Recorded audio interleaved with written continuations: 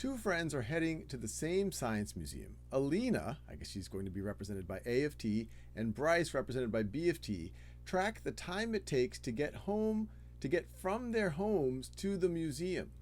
The graph shows their distance from the museum in kilometers as a function of time in minutes. So A of T is essentially the distance that Alina is from the museum, and B of T is the distance that Bryce is from the museum. And let's see what's going on here before I even look at this question here.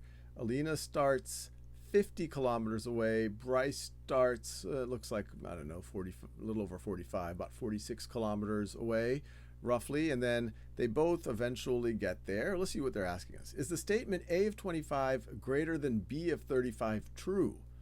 Pause this video and have a go at that. Let's see. At time equals 25, that's right over here. A of 25 is right over there.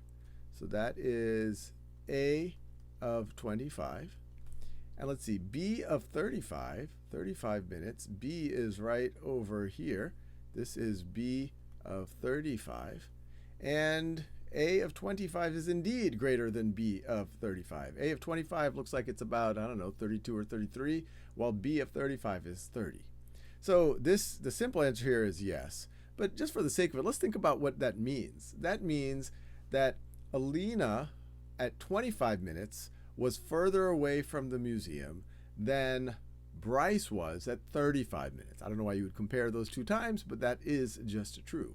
So what really happens is Alina's going quite quickly to the museum, traveling fast. And at some point, Alina catches up, looks like right there, catches up with Bryce. And then Bryce starts moving fast, and then Alina's faster than Alina.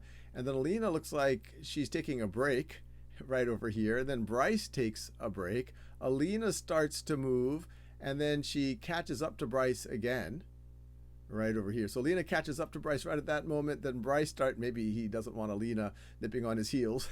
And then he starts to move up.